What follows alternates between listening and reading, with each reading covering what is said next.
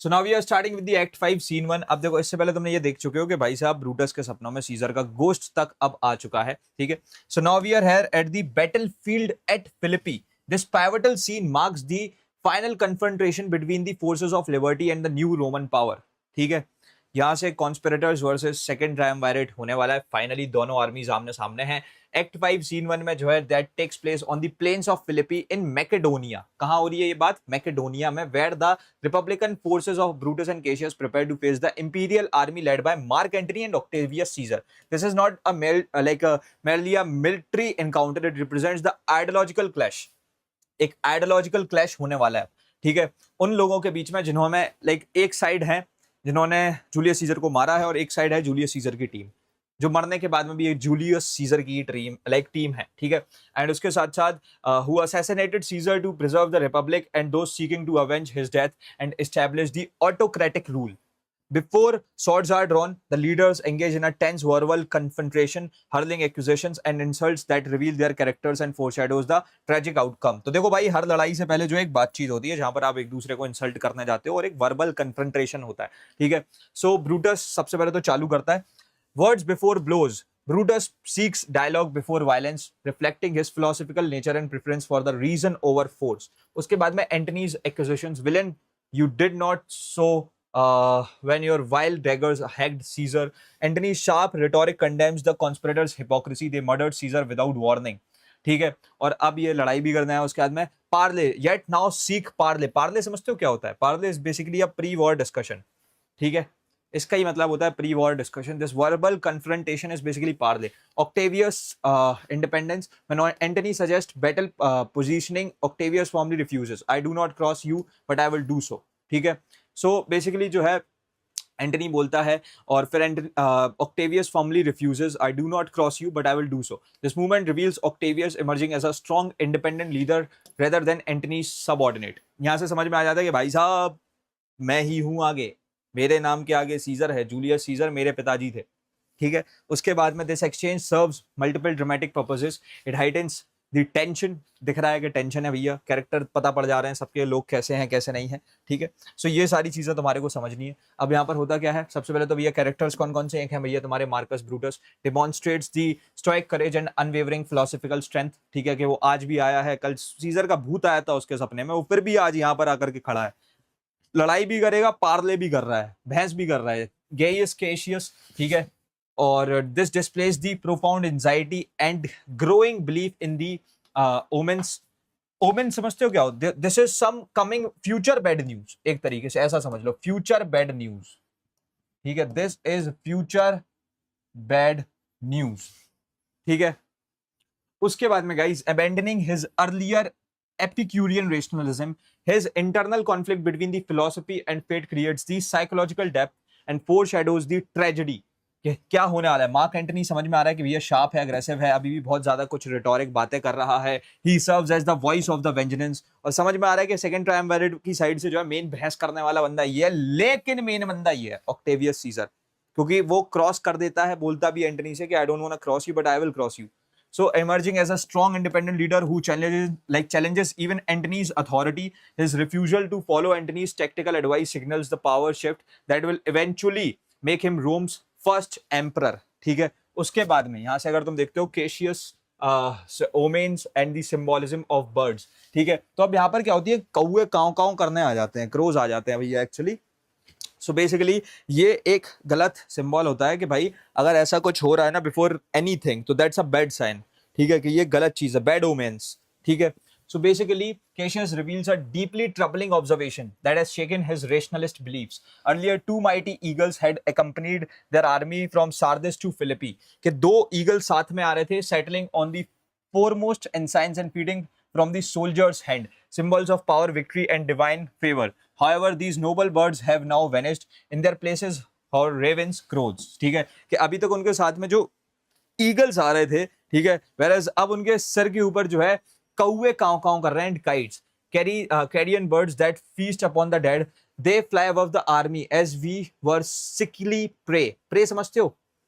Pray क्या होता है? जो आप एक तरीके से खाना देते हो, मरा हुआ फ्लैश, कि वो है, समझ लो, मरा हुआ फ्लैश है, ठीक है। केशियस फिलोसफिकल क्राइसिस, ये बोलता है कि भाई साहब I partly credit things that do presage this confession is remarkable from a man who formerly embraced Epicurean philosophy which rejected superstition and omens. लेकिन अब केशियस जो एडमिट करता है that you know that I held Epicurus strong and his opinion, now I change my mind, कि मुझे लगता है अब हमारे साथ कुछ गलत होने वाला है। ईगल्स जो कि पावर और विक्ट्री को एक तरीके से सिंबलाइज करती है, रेवेंस एंड क्रो जो है death, decay and defeat, ill fortune को एक तरीके से जो है बेसिकली डिफाइन करते हैं। काइट्स जो है these are the scavengers, destruction and feeding on the corpses, मतलब कि डेड बॉडी को खाने वाले। फिर उसके बाद में एग्जामिनेशन टिप है भैया एक बहुत important, that when discussing a symbolism always connect the image to character psychology and plot development.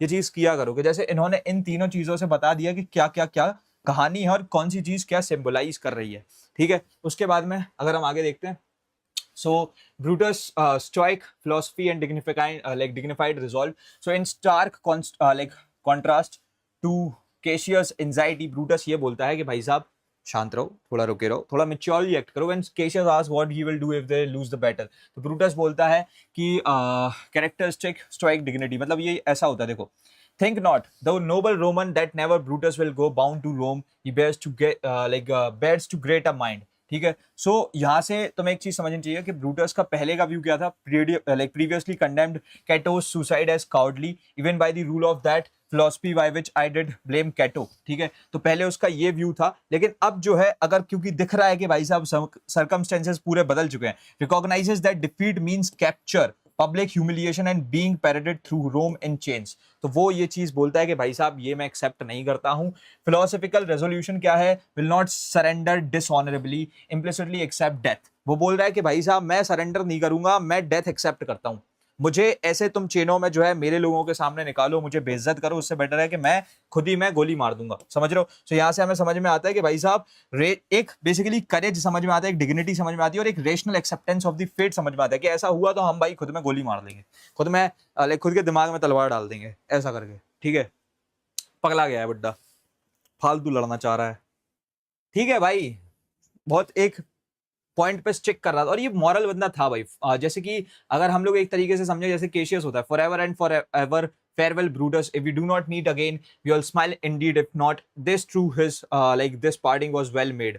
so basically ये लोग लास्ट टाइम मिल रहे हैं, ठीक है। तो ये बहुत अच्छे से बाय बोलता है। ब्रूटस क्या बोलता है, oh that a man might know the end of this day's business ere it come, but it sufficeth that the day will end and then the end is known, ठीक है। तो वो बोलता है कि ठीक है हमें पता थोड़ी है अभी रात में क्या होने वाला है, लेकिन ठीक है हमें देखते हैं अब जो भी होता है। So this farewell between Brutus and Cassius carries immense emotional weight, दिखता है कि भाई साहब इन दोनों के बीच में जो है कुछ कुछ तो चल रहा है, ठीक है। ऐसा नहीं है guys, both man acknowledge they may never see each other alive again, कि शायद से अब कभी नहीं मिल पाएंगे, forever and forever, यहाँ से समझ में आ जाता है। फिर उसके बाद में Cassius on his birthday contemplates morality with unusual sentimentality, ठीक है, कि समझ में आ रहा है कि भाई साहब ये लोग अब डरे हुए हैं, नहीं समझ में आ रहा है। Brutus ever the strike wishes he could know the outcome, वो चाहता है कि उसे पता पड़ जाए क्या होने वाला है, and he has but accepts that he can not control fate, उसे पता है कि वो यार कंट्रोल नहीं कर सकता और उसने बोल दिया है कि देखो वो सरेंडर तो नहीं करेगा, वो डेथ एक्सेप्ट कर देगा, only endure it with dignity, ठीक है। उसके बाद में एक ये चीज भी हम समझ पा रहे हैं, this farewell serves as powerful foreshadowing, कि भाई साहब दिख रहा है कि अब ये दोनों टपकने वाले हैं अपनी अपनी जगह, जहां पर ये आपस में एक दूसरे से बाय बाय करके ये कहीं पे भी जाएं, ये जा करके मरेंगे ठीक है, इनकी कहानी बस इतनी सी है, ठीक है। उसके बाद में major themes explored, so basically fate versus free will, ठीक है। यहाँ पर हमें ये समझ में आ रहा है कि भाई साहब अब लोग जो है वो अपनी ओमेन्स को, मतलब बैड ओमेन्स को एक्सेप्ट कर रहे हैं, दे नाउ नो कि भैया अब इनके साथ कुछ तो होने वाला है, फिलोसफी यूज्ड अंडर प्रेशर, ठीक है। तो यहाँ से both Brutus and Cassius face test of their belief systems, ठीक है। यहाँ से समझ में आ जाता है कि इनकी जो भी मोरालिटी है इसको ये अब चैलेंज की जा रही है। उसके बाद में honour and dignity, Brutus refusal to be captured, ये समझ में आ रहा है कि ये बहुत एक ऑनरेबल इंसान है, इसकी खुद की डिग्निटी है। The rise of autocracy, Octavius growing independence, ये समझ में आ रहा है कि भाई साहब ये जाकर के ही ये एक, मतलब तुम समझ रहे हो कि आगे इसी की सरकार बनेगी, ऐसा नहीं है कि ये एंटनी के बोलने पे चलता रहेगा या एंटनी का एक सबऑर्डिनेट बना रहेगा, ठीक है। सिंबोलिज्म, ईगल्स जो है पावर दिखाती हैं, हेवेंस एंड क्रोज जो है बेसिकली एक इल फॉर्च्यून दिखाते हैं, एंड क्रोज सॉरी जो काइट्स हैं बेसिकली वो बेसिकली दिखाती हैं कि कैसे वो, जैसे कि दे फीड ऑन द कॉर्प्सेस, तो ये लोग कॉर्प्सेस ही बनने वाले हैं, ठीक है। उसके बाद में dramatic irony, the audience knows from historical context that Brutus and Cassius ये हारने ही वाले हैं। फोरशैडोइंग, बुरे ओमेंस जो हो रहे हैं वो दिखा रहे हैं। फिर उसके बाद में कंट्रास्ट, ब्रूटस स्टोइक काम वर्सेस केशियस एंजाइटी। समझ रहे हो कि वो कैसे एक बहुत ही काम बंदा है, सामने वाला इतना एकदम पगला रहा है, मर जाएंगे मर जाएंगे मर जाएंगे, वो ऐसे कर रहा है, राइट। उसके बाद में जो है यहाँ पर कुछ क्वेश्चन है guys. Where does act 5 scene 1 take place? ये होता है फिलिपी में, ठीक है, जहां पर एक पार्ले चल रहा है, और स्पेसिफिकली कौन सी जगह है? द प्लेन्स ऑफ मैकेडोनिया, ठीक है। उसके बाद में where birds replace the eagles accompanying the army, ये चीज कहां पर होती है? कौन इनको बेसिकली रिप्लेस करता है? Ravens and crows. उसके बाद में what philosophy did Cassius previously follow? Epicureanism, ठीक है, विच रिजेक्टेड दी सुपरस्टिशन, कि मैं कोई भी ऐसी अंधविश्वासी बातों में नहीं मानता हूं, लेकिन अब वो चीज चेंज हो रही है। What does Brutus formally rejected? Being led bound to Rome, मतलब वो सरेंडर नहीं करेगा कुल मिलाकर के, ठीक है। What major theme is highlighted in this scene? Fate versus the free will, explored through omens, philosophy and character choices, ठीक है। उसके बाद में गाइस हम लोग आ जाते हैं एक्ट 5 सीन 2 पे। चलो गाइस स्टार्ट करते हैं, ठीक है। अभी हम लोग पूरा स्टार्ट करते हैं वापस से। सो जूलियस सीजर एक्ट 5 सीन 2, ठीक है। अब हम सीन 2 पे आ चुके हैं फाइनली। लास्ट सीन में हमने देखा कि कैसे जो है ब्रूटस और केशियस अलग अलग साइड जा चुके हैं, ठीक है। सो अब हम अगेन बैटलफील्ड एट फिलिपी में ही हैं। This pivotal scene unfolds at the battlefield of Philippi. During the climatic confrontation, Brutus observes that Octavius Caesar's forces appear weak and hesitant. उसे ऐसा लगता है कि भाई ऑक्टेवियस की फोर्सेस जो हैं वो वीक पड़ रही हैं, displaying that what he interprets as a cold demeanor, recognizing what he believes to be crucial strategic advantage. ठीक है, उसे ऐसा लगता है कि ये अभी एक बहुत सही समय है। He urgently orders मसेला से बोलता है to deliver written commands to the legions positioned on the opposite flank. ठीक है, वो ये बोलता है कि भाई मुझे लग रहा है सामने अभी जो है ऑक्टेवियस की आर्मीज थोड़ा सा वीक पड़ रही हैं, तो मसाला से बोलता है कि सामने वाले जाओ और सारे ट्रूप्स को ये बात बता करके आओ। Brutus instructs that all forces launch a sudden unified assault. वो बोलता है सबसे कि एकदम से एक सडन अचानक हमला कर दो, सब लोग साथ में मिलके। He is convinced that this immediate coordinated attack will overwhelm the Octavius wing and secure victory. इसकी वजह से वो ऑक्टेवियस की पूरी विंग को हरा सकते हैं। The scene highlights Brutus decisiveness, confidence and tactical thinking during this critical moment of battle. यहां से समझ में आता है कि ये अभी भी सोच रहा है लॉजिकली और लड़ने के लिए तैयार है। कैरेक्टर्स कौन कौन है? ब्रूटस है और मसेला है, ठीक है। Displays strong leadership, unwavering confidence and keen strategic awareness. Masala whereas act as a loyal and trusted messenger who faithfully executes Brutus' urgent commands, ठीक है। वो सारी चीजों को इन द मिलिट्री वॉर का जो पूरा वॉर जोन है ना, उसमें भी वो सारे कमांड्स को फॉलो कर रही है एक एक बार में, ठीक है। Ride ride ride masala ride. So basically the repetition of ride creates urgency.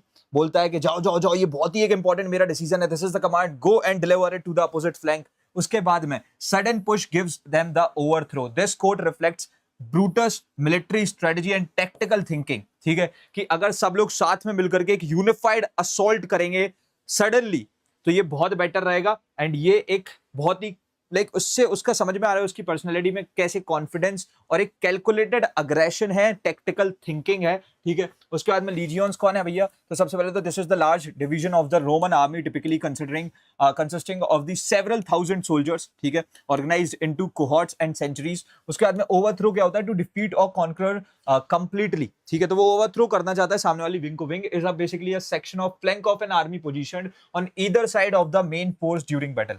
सो जहां पर कुछ ऐसे 30-40 सोल्जर्स होते हैं उसको हम लोग बेसिकली विंग बोलते हैं। Demeanour basically outward behaviour, manner, समझ रहे हो, और appearance, the way someone conducts themselves और अपीयर्स टू अदर, ठीक है। बिल्स क्या होता है? Basically bill is a command, written battlefield orders और messages, document containing military commands to be delivered to troops, ठीक है। क्योंकि अब मसाला जाएगी बोलेगी कि भैया हमसे बोला है, किसने बोला है? ब्रूटस ने बोला है कि जाओ ये करो वो करो, तो जरूरी थोड़ी है कि वो बात मानेंगे। वो तो बोलेंगे ना कि एक रिटन कमांड दिखाओ, तभी जाकर के वो एक्ट करेंगे उसके अकॉर्डिंग, ठीक है। तो वो बिल्स होते हैं, ठीक है। तो यहाँ सर हमें क्या क्या चीजें समझ में आई? सबसे पहले तो देख लो अगर तुम, तो सबसे पहले तो बैटलफील्ड की leadership, demonstrates the battlefield leadership, ठीक है, कि कैसे अभी भी डिसाइसिव कमांड ब्रूटस की साइड से पास हो रहे हैं, ठीक है। Shows confident in the judgment, वो अभी भी एक जजमेंट पास कर पा रहा है। बिल्ड्स दी ड्रामेटिक टेंशन, ठीक है, कि this creates the suspense in the battle sequence, highlights की थीम, ठीक है, कि की थीम क्या है, this explores the strategy versus fate and human control versus destiny.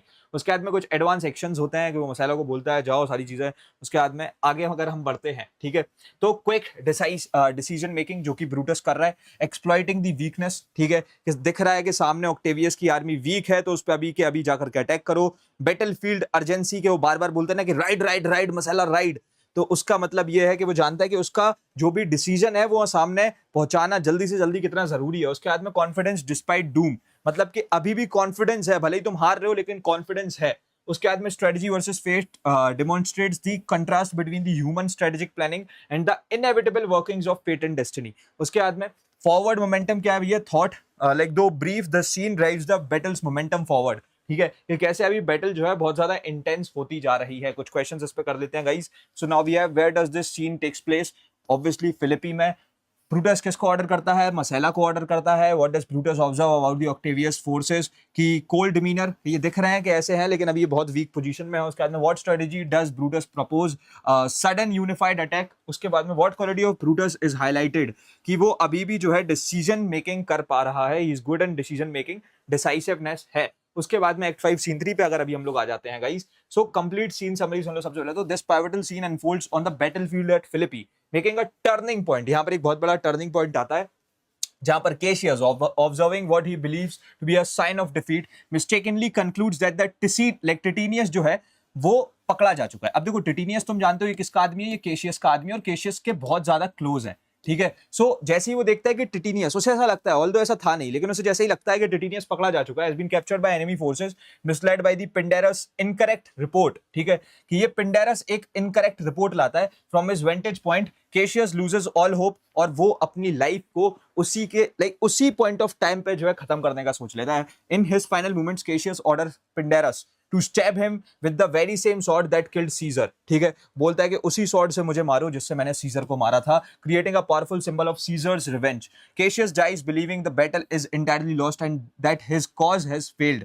However soon after his death Titinius जब आता है, क्योंकि टिटिनियस पकड़ा नहीं गया था और पिंडेरस ने मार दिया केशियस को, ठीक है, बस पिंडेरस ने इतना बोला था कि टिटिनियस पकड़ा जा चुका है, वो मर चुका है, तो वो चीज सोच सोच के केशियस ने खुद की जान दे दी और फिर टिटिनियस वापस आता है, returns victorious having been crowned with a laurel wreath by Brutus friendly forces not captured as Cassius had feared, ठीक है, तो वो तो जीत करके लौटता है। Upon discovering Cassius lifeless body and realising the tragic misunderstanding that led to this his death, The grief-stricken Titinius places the victory garland on Cassius' head, ठीक है, जो भी वो लेकर के आता है वो चीज वो केशियस के सिर पे रखता है, ठीक है, और वो इसे एक फाइनल ट्रिब्यूट देता है। Overwhelmed by the sorrow and royalty Titinius जो है अपनी भी लाइफ दे देता है, मतलब अपने आप को सुसाइड कर लेता है। When Brutus arrives and mourns both death, ठीक है, वो देखता है कि दोनों मरे हुए डले हुए हैं। He recognizes the Caesar's enduring influence over events, कि वो उसे याद आता है वापस से सीजर का भूत कि भाई साहब वो आया था बोलने मुझसे। सो केशियस है यहाँ पर, ठीक है, जो टिटिनियस को देख करके पूरी हिम्मत छोड़ चुका है और वो खुद को एक मिस जजमेंट की वजह से टिटिनियस को वो लग गया कि उसे ऐसा लग रहा था कि वो सामने कैप्चर हो गया, क्योंकि वेंटेज पॉइंट से जब पिंडेरस ने देखा तो उसने ऐसा ही रिपोर्ट किया, तो केशियस इतना घबरा गया कि वो मर गया। लेकिन टिटिनियस वेरेस जो है वहां पर सामने से लोगों को हरा के आ रहा था, कुछ जीत के आ रहा था और कुछ लेके भी आ रहा था, वो एक कुछ ऐसी चीज लेकर के आया था, ठीक है, जो कि एक विक्ट्री गार्लैंड था, ठीक है, वो फिर केशियस की डेड बॉडी पे रख देता है। पिंडेरस जो है यहाँ पर caseous loyal servant who accidentally causes his masters death through an honest error in perception. His misreporting of Titinius' situation sets the tragic event in motion, highlighting how miscommunication leads to catastrophe. उसके बाद में Brutus आता है और Brutus जब देखता है कि भाई साहब ये तो डले हुए हैं, ये भी लास्ट बन गए, ये तो जूलियस सीजर हो गया एकदम से, वो देखता है कि सब लोग जूलियस सीजर बन गए, O Julius Caesar. So displays stoic resolve and tragic reflection upon discovering the deaths, ठीक है, और वो जो है एकदम से फिर थोड़ा सा ऐसे टूट जाता है, ठीक है, और उसने जो है बेसिकली फिर भी सोचता है कि मैं लड़ूंगा, क्योंकि जबकि देख लेता है कि उसका सबसे क्लोज फ्रेंड मर चुका है, ठीक है। इंपॉर्टेंट कोट्स क्या क्या है भैया, सीजर दो आर्ट रिवेंज्ड, ठीक है, सो केशियस ये बात बोलता है, these are Cassius' final word before his death. He dies believing that fate has turned against him and that Caesar's spirit has orchestrated his downfall, ठीक है, और वो कमांड करता है पिंडेरस को कि सीजर की स्वॉर्ड से मुझे मारो मार दो। ओ हेटफुल एरर मेलानकोलीज चाइल्ड, ठीक है, मसेला ये बेसिकली एक स्टेटमेंट पास करती है जिसमें ये बोलती है, Messala speaks these words upon realising the tragic misunderstanding कि टिटिनियस मर गया था, ये सोच करके केशियस ने खुद की जान दी और फिर जब देखा कि केशियस ने खुद की जान दे दी है, टिटेनियस जो जीत करके आ रहा है वो भी मर जाता है। ये बताऊं ये क्या हुआ guys, if I would have to explain this into a single word, एक सिंगल एक्सप्रेशन में, ये हुआ है 6767। समझ रहे हो, ये हुआ है 6767। क्यों हुआ है कि एक पिंडेरस, तुम सोचो भाई, देयर इज दिस ट्रायंगल, ठीक है, if you will see this is very funny भाई, कि एक है टिटेनियस, एक है केशियस, एक है पिंडेरस। पिंडेरस देखता है कि टिटेनियस मर गया है, पर टिटेनियस तो मरा ही नहीं। लेकिन ये बात जैसी पिंडेरस केशियस को बताता है, केशियस अपनी जान दे देता है। Good boy. केशियस को मारा किसने? पिंडेरस ने। अब पिंडेरस ने ही केशियस को बताया था कि भाई साहब टिटेनियस तो मर चुका है, पर टिटेनियस तो जिंदा है। अब टिटेनियस वापस आता है, वो केशियस को मरा हुआ देखता है, तो वो भी उसको विक्ट्री का आइलैंड देता है, वो खुद भी मर जाता है। जिंदा कौन रहा? जिंदा रहता है पिंडेरस, जिसने केशियस को मार दिया और टिटेनियस को मरा बताया था। वाओ, 6767। पता नहीं क्या ही चीज है भाई। Yes, the sun of Rome is set. Titinius ये बात बोलता है कि भाई साहब केशियस सबसे पावरफुल आदमी, जो भले एक डरपोक था, हेल्पलेस था, मर गया है। ठीक है, ठीक है। उसके बाद में O Julius Caesar thou art mighty yet, ठीक है, ब्रूटस ये बोलता है, ठीक है, acknowledge that Caesar's continuing influence and power even from the beyond the grave. ठीक है, उसके बाद में क्या क्या चीजें हुई हैं यहाँ पर, एरर जैसे कि तुम देख ही सकते हो कि क्या एरर हुई थी बताने में। ठीक है, उसके बाद में मेलनकली, a state of deep sadness, depression or gloom, cautious melancholic disposition makes him susceptible to despair and hasty। ठीक है, melancholy में कौन था भैया? हमारा केशियस भाई था, बहुत ही टेंशन में था। उसके बाद में garland and wreath, a circular arrangement of flowers or leaves worn on the head as a symbol of victory। तो जो कि उसे बेसिकली जो भी सामने वाली आर्मी थी उनसे वो जीत के आ रहा था, तो वो आकर के वो चीज किसके सिर पर रख देता है? टिटेनियस केशियस के सिर पे। एनक्लोज्ड तो तुम्हें पता ही है क्या होता है, ठीक है, सराउंडेड और trapped by the enemy forces, revenged, avenged और repaid for wrong or injury। ठीक है, entrails, so internal organs particularly intestine used metaphorically in classical literature to suggest examining the innermost parts or seeking omens। ठीक है, उसके बाद में guys अगर हम लोग आगे बढ़ते हैं, ठीक है, यहाँ से आगे बढ़ने पे क्या है, लिटरेरी डिवाइसेस हैं। ठीक है, so tragic consequences of the misinterpretation. ठीक है, दिख रहा है यहाँ पर कि भैया गलत एक चीज समझने पे क्या हो जाता है कि सिर्फ पिंडेरस ने बता क्या दिया कि टिटेनियस मर गया, केशियस ने अपनी जान दे दी, फिर टिटेनियस आकर के वो चीज देखता है तो टिटेनियस ने अपनी जान दे दी। Theme of fate versus human judgement.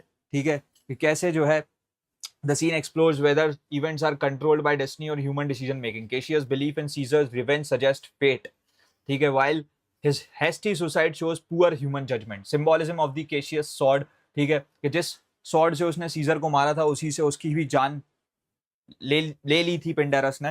ठीक है, उसी के ऑर्डर पे ऑल दो। ठीक है, उसके बाद में री enforcement of the conspirators, tragic downfall. इनका तो भैया हो गया खेल, ये तो खत्म कहानी है ना, इनका खेल खत्म है ऑलमोस्ट अब। लॉयल्टी डिमॉन्स्ट्रेटेड थ्रू सेक्रीफाइस, तो टिटेनियस जहां पर दिख रहा है कि वो जीत के आ रहा था भाई, सम्मानित होकर के आ रहा था बाय विक्ट्री, वो फिर भी अपनी जान दे देता है बिकॉज उसे कोई फिर ऐसा बहुत बड़ा रीजन नहीं दिख रहा था केशियस की डेथ के बाद में कि वो भी जिए।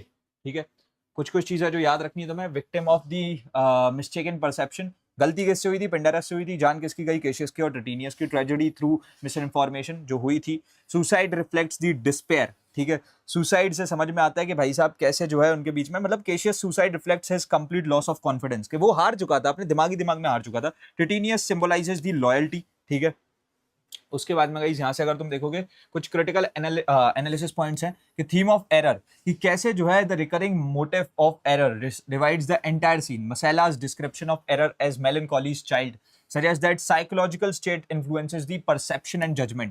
सीजर्स साइकोलॉजिकल डोमिनेंस, है ना, कि कैसे इन लोगों को सीजर से, अभी सीजर के भूत से डर लग रहा है कि भाई जो बियॉन्ड द ग्रेव इनको जो है ना ऐसी तैसी करने में बैठा हुआ है। एक्सेलरेशन टुवर्ड्स द कैटास्ट्रोफे, मतलब this scene marks the beginning of the end for the conspirators. ठीक है, कि यहाँ से समझ में आ चुका है कि भाई साहब इनका एंड नजदीक है, जो ये बंदे हैं ना ये खत्म होने वाले हैं। उसके बाद में scene importance and exam significance. ठीक है, डेथ ऑफ केशियस हुई सबसे पहले, तो इसलिए बहुत इंपॉर्टेंट सीन है। डेथ ऑफ टिटेनियस हुई इसलिए भी बहुत, एक जो लॉयल वफादार था केशियस का वो भी मर जाता है। And theme of the tragic error, ये हमें समझ में आती है, फेट वर्सेस ह्यूमन जजमेंट। ठीक है, ये सारी चीजें हमें यहाँ पर समझाई गई हैं। ठीक है, उसके बाद में गाइस अगर हम लोग आगे बढ़ते हैं हम इस पे कुछ क्वेश्चंस करेंगे, ठीक है।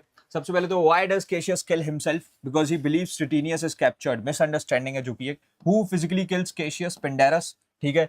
What does Titinius place on the Cassius head? A victory garland. उसके बाद में why does Titinius kill himself?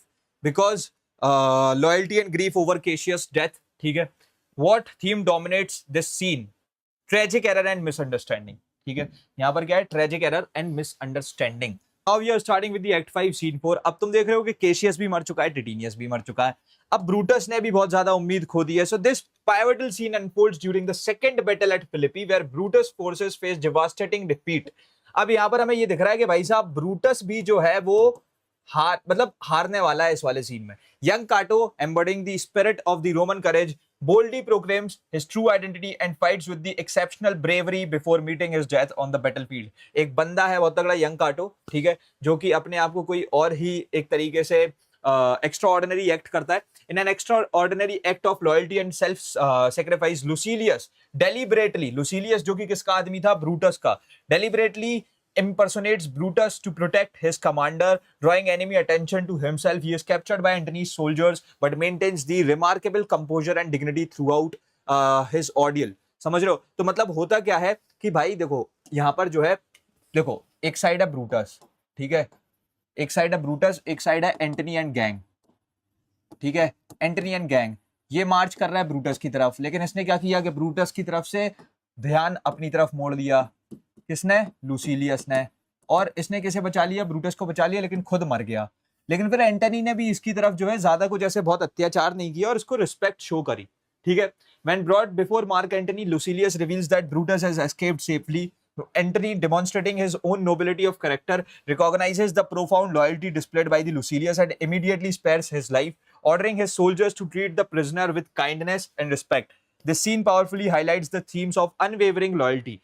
कि कैसे जो है एक हीरोइक सैक्रिफाइस लॉयल्टी ने, एंटनी ने उस चीज की रिस्पेक्ट करी, ठीक है। उसके बाद में अगर तुम यहाँ देखो कौन कौन से कैरेक्टर्स है, ब्रूटस जो कि ऑब्वियसली भैया दिख रहा है कि भैया सामने वाली लीडरशिप हिल चुकी है ब्रूटस की पूरी। Young Cato represents the traditional Roman courage and honour, ठीक है। उसके बाद में लुसीलियस जो कि भाई था किसका? ये भाई था मतलब एक तरीके से he was from the side of Brutus, और उसने जो है सारी चीजें फिर अपने ऊपर ले ली थी because of for Brutus. Mark Antony reveals his growing maturity and nobility, ठीक है, और वो कैसे एक जनरस ट्रीटमेंट देता है लुसीलियस को। सोल्जर्स यहाँ पर से जो है ये एक क्योस दिखा रहे हैं कि ऐसे ब्रूटैलिटी है पूरी इतनी कि वो लोगों को मार रहे हैं सब, ये सब भाई this happens in the war. उसके बाद में I am Brutus Marcus Brutus, तो लुसीलियस ये बोल करके क्या करता है, लोगों को चकमा देता है। This bold declaration represents the Lucilius deliberate sacrifice by claiming Brutus identity. He draws enemy attention away from his commander, ठीक है, और वो उन्हें बचा लेता है, खुद को बिता देता है। उसके बाद में only I yield to die.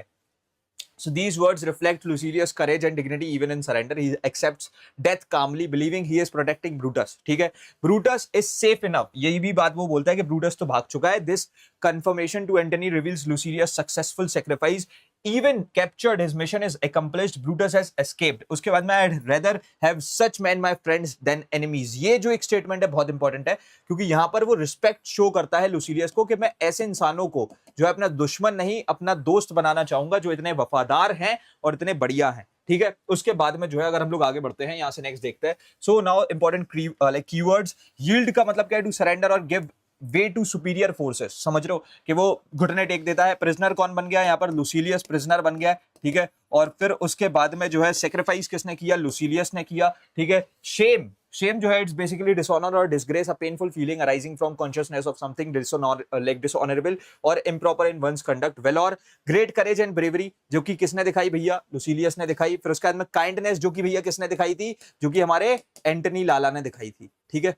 उसके बाद में अगर हम लोग आगे बढ़ते हैं, यहां से अगर हम लोग आगे बढ़ते हैं, सो यहां से नेक्स्ट आ जाता है literary and dramatic significances. So theme of loyalty and honour, ठीक है, जो कि theme of loyalty and honour, जिसमें लुसीलियस ने दिखाया कि कैसे वो कितना लॉयल है और एंटनी ने दिखाया कि वो कितना लाइक रिस्पेक्ट करता है ऑनरेबल लोगों को who are loyal. Noble sacrifice किसने दिया भैया? बताओ। Both young Cato's death and Lucilius capture represent selfless sacrifice, ठीक है। ये चीज याद रखना है। इस वाले सीन में दो इंपॉर्टेंट पर्सन्स हैं and those are young Cato and Lucilius. Battlefield brutality versus generosity, जो कि जेनरोसिटी किसने दिखाई थी? एंटनी ने दिखाई थी, ठीक है। ट्रेजिक डाउनफॉल, किसका हुआ था, ब्रूटस की फोर्सेस का हुआ था, कैरेक्टर डेवलपमेंट हो रहा था एंटनी का कि वो एक जनरस, थोड़ा सा नोबल आदमी है, ठीक है। उसके बाद में अगर हम लोग आगे बढ़ते हैं, ठीक है, so now the deeper dive. So Lucilius action represents the supreme loyalty, कैसे वो इतना ज्यादा लॉयल है अपने मालिक ब्रूटस के लिए, अपने कमांडर के लिए, कि वो सारी उसकी फेट को खुद एक्सेप्ट कर लेता है। Demonstrates that Brutus inspire such devotion that his followers willingly risk death to protect him. Young Cato's death symbolizes the heroic courage. मतलब यहाँ क्या होता है, by announcing his identity proudly before fighting to the death, young Cato embodies his the traditional Roman values of honor and courage. His sacrifice foreshadows the ultimate prize that loyalty to the republican cause demands, ठीक है। उसके बाद में dignity maintained even in defeat, तो यहाँ पर जो है एंटनी वो चीज मेक श्योर करता है, ठीक है। और ब्रूटस जो लुसिलियस होता है ना, वो भी डेथ को एक्सेप्ट करने के लिए रेडी है, तो वो भी डिग्निटी मेंटेन करता है अपनी डिफीट में भी। Antony's response reveals leadership maturity, के भाई वो जो है जब जानता है कि लुसिलियस एक बहुत ही वफादार इंसान है और सामने आगे घुटने भी इसलिए टेक रहा है बिकॉज ही वांटेड दैट कि वो अपने मालिक को बचा पाए, तो ये एक बढ़िया चीज है, ठीक है। उसके बाद में गाइस अगर हम लोग आगे बढ़ते हैं तो यहाँ पर कुछ क्वेश्चंस कर लेते हैं। Who deliberately claims to be Brutus to protect him, बताओ ये कौन था, ये था लुसिलियस, ठीक है। और उसके बाद में what happened to young Cato in this scene, he is killed in the battle, ठीक है। What does Lucilius claim Brutus identity, बताओ why does he do that to show loyalty and protect Brutus। उसके बाद में who spares Lucilius life, Mark Antony। उसके बाद में what quality of Antony is prominently displayed in this scene, nobility and generosity, ठीक है। उसके बाद में गाइस अगर हम लोग आगे बढ़ते हैं, now we have the last scene, भैया लास्ट सीन है ये हमारा, इसके बाद में तो हम फिर कल से ट्रेजर चेस्ट करने वाले, ठीक है। So let's discuss this guys, ठीक है, ओके। तो इसके साथ में अब हम लोग स्टार्ट करते हैं, ठीक है। तो सबसे पहले तो complete scene summary. This pivotal scene unfolds after the defeat of Brutus' forces at Philippi, realizing that the battle is irrelatively lost and that capture is inevitable. Brutus क्या करता है, request his loyal followers to assist him in ending his life। वो अपने loyal followers से बोलता है कि please मुझे मार डालो।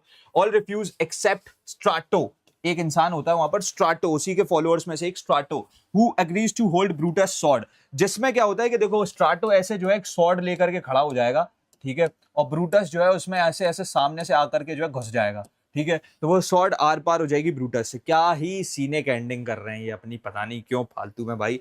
यस, सो खुद ही इसे चाकू लो, गला काट लो, पता नहीं कितना सिंपल सी बात है, यहाँ पर ये फालतू इतना सारा ड्रामा कर रहा है। Brutus commit suicide declaring peace with Caesar spirit, accepting his fate with the strike resolve. Later Antony और ऑक्टेवियस आते हैं, दे डिस्कवर ब्रूटस की बॉडी को। एंटनी जो है ब्रूटस को प्रेज करता है as the noblest Roman of them all, कि मतलब ये एक इकलौता इंसान था जो रोमन्स के लिए लड़ रहा था, समझ रहे हो, आ रहा है समझ में गाइस। उसके बाद में अगर हम आगे बढ़ते हैं, acknowledging that Brutus alone acted for the common good rather than the envy और पर्सनल एम्बिशन, ठीक है।